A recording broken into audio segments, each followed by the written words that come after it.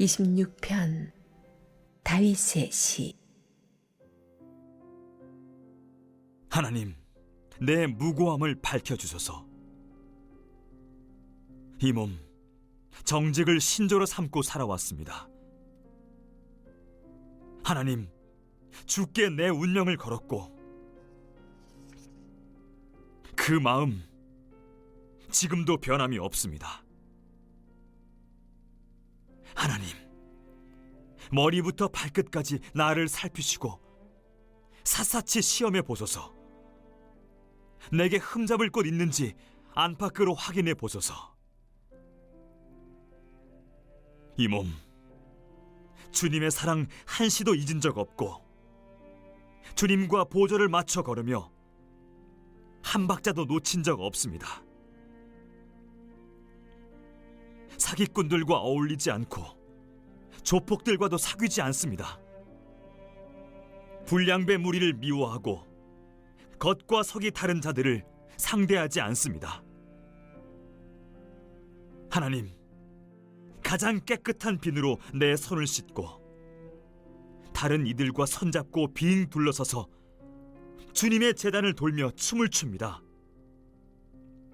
하나님의 노래 목청껏 부르며 하나님의 이야기를 전합니다.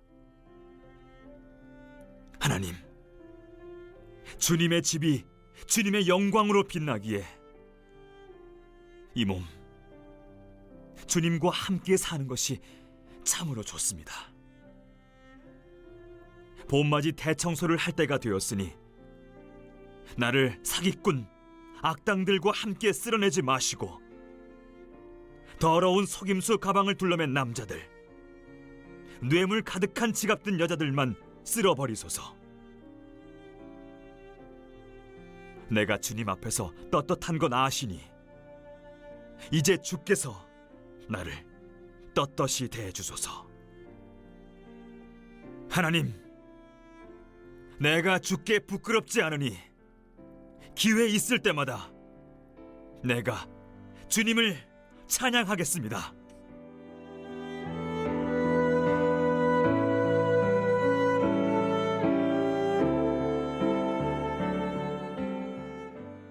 이 시편에서는 남김없이 살피셔도 될 무죄 호소하는 것, 하나님 미워하시는 것을 미워하는 당당한 강구, 하나님 앞에 나아가 찬양할 수 있는 삶의 다짐에 대해서 묵상해 보시기 바랍니다.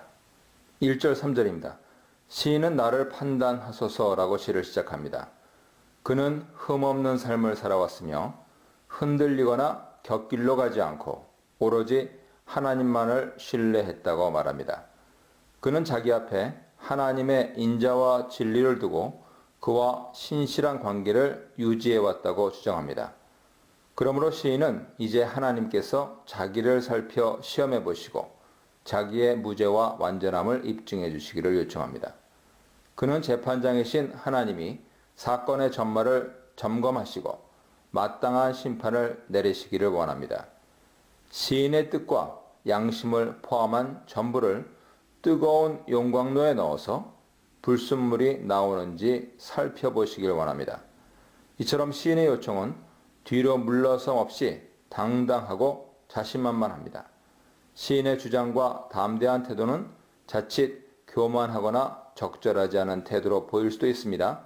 그러나 자신이 완전하다고 확언하는 것은 교만에서 나온 말이 아니고 자랑하려는 의도가 아닙니다. 또한 그가 죄를 짓지 않았다는 의미도 아닙니다.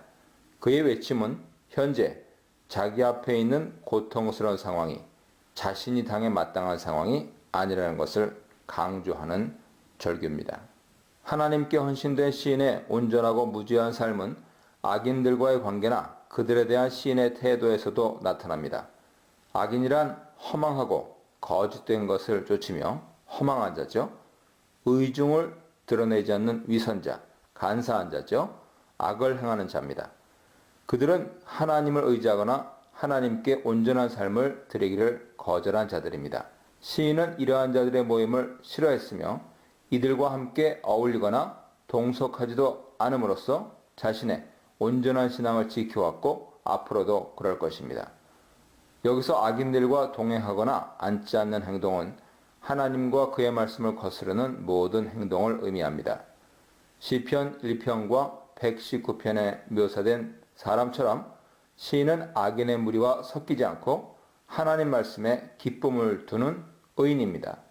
악인들의 모임이나 교리를 단절하는 시인은 그 대신에 하나님께 가까이 가며 그를 송축하는 무리와 함께 하고 있습니다.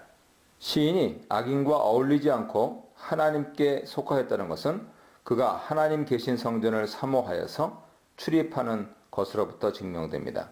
하나님께 나아가는 자는 무엇보다 정결한 마음을 가져야 하죠.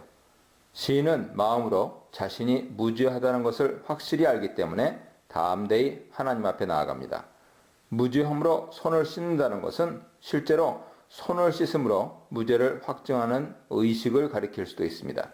확실한 것은 시인의 정결과 무죄함이 선언되었다는 데 있습니다.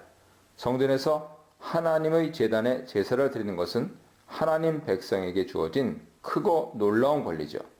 제사는 하나님과 예배자 사이에 오가는 상호 소통의 장입니다.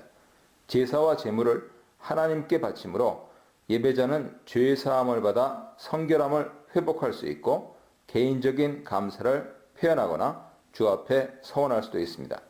모든 제사에는 하나님에 대한 헌신과 순종이 있고 하나님께서 주시는 용서와 은혜가 기다리고 있습니다. 시인은 현재 상황이 변하지 않았어도 하나님의 제단에 나아가기를 원합니다. 그가 성전에 올라가기를 고대하는 목적은 그의 죄를 사함받기 때문이 아니라 하나님이 이루신 놀라운 일들을 회중들에게 선포하기 위함입니다. 주의 기이한 일들은 보통 이스라엘이나 개인이 경험한 구원과 관련된 사건, 창조, 출애굽, 또 간증 등을 가리키죠. 성전에 모인 회중들은 시인과 같이 하나님의 얼굴을 사모하는 자들이고 주 앞에 죄사함을 받아 성결한 자들입니다. 이들은 4절과 5절의 행악자들과 대조되는 그룹으로 시인이 어울리기를 기뻐하고 그의 개인 경험을 선포하여 함께 하나님께 감사드리길 원하는 무리입니다. 하나님께 충성하지 않는 무리의 모임은 싫어하지만 하나님이 계시며 그분께 순종하려는 자들이 모인 성전은 지극히 사랑하는 것이죠. 성전은 하나님이 그의 백성과 친히 함께 하시려고 예비하신 장소입니다. 하나님은 모세와 이스라엘 백성들이 하나님의 지시에 따라 처음으로 성소를 지어 봉헌했을 때 그의 영광으로 성소를 채우셔서 그의 백성과 함께 계심을 확정하셨습니다. 이는 백성과 함께 하겠다는 약속을 실행하는 것이고 앞으로 그의 백성을 보호하고 인도하고 축복하실 것이라는 증거입니다. 이제 시인도 하나님이 원하시는 거룩한 백성으로 하나님의 영광이 깃들인 곳에서 하나님의 임재와 보호와 위안을 누리기를 원합니다. 시인은 하나님이 계신 곳과 의인의 회중을 사랑하므로 하나님께서 사람을 심판하실 때 어떤 경우에라도 악인들과 함께 심판에 처하기를 원하지 않습니다. 9절로 10절에는 4, 5절에 나온 악인들의 정체가 좀 더 분명하게 드러납니다. 그들은 죄인, 살인자, 뇌물을 받고 사악한 짓을 저지르는 자들입니다. 그들의 손에 사악함과 뇌물이 가득하다는 말은 그들의 행위가 불의하다는 의미고 그들에게 있어 힘과 도움은 악행과 뇌물 같은 불의와 부정이라는 것이죠. 이는 그들이 하나님을 전혀 두려워하지 않고 자신들의 마음을 살펴 온전한 길로 가기를 거부하는 자들임을 잘 설명해 줍니다. 그러므로 그들과 그들이 하는 모든 악한 일은 하나님의 심판으로 망하게 될 것입니다. 반면에 시인의 손은 무죄하고 깨끗해서 시인에게 힘이 되는 것은 주의 인자하심과 진리, 은혜입니다. 그러므로 시인처럼 하나님의 인자와 은혜를 구하는 자들은 하나님께 보호와 구원을 얻게 될 것입니다. 서두에서 시인은 완전함으로 살아왔다고 선포했습니다. 이제 기도를 마무리하면서 그는 앞으로도 계속 하나님의 진리 안에 완전한 삶을 살겠노라 다짐합니다. 여전히 힘들고 이해할 수 없는 상황이 시인을 위협하지만 하나님의 인자와 은혜로 인해 그의 발이 평탄한 곳에 설 수 있음을 확신합니다. 평탄한 곳이란 평지와 같이 견고한 곳을 가리키는 데 사용되었고 이사야 11장 4절처럼 정의를 의미하는 데 사용되기도 합니다. 이를 고려해 보면 시인은 다가올 미래에 궁극적으로 하나님의 의로운 구원을 보게 될 것임을 확신한다 하는 의미로 이해할 수 있습니다. 시인은 이러한 구원의 확신 가운데 계속 온전함으로 행할 것을 다짐합니다. 또한 하나님의 정의가 그의 구원으로 실현될 때 시인의 옆에 하나님의 경건한 무리의 모임에 합류하여 그들과 함께 하나님을 송축할 것이다 선언하고 있습니다.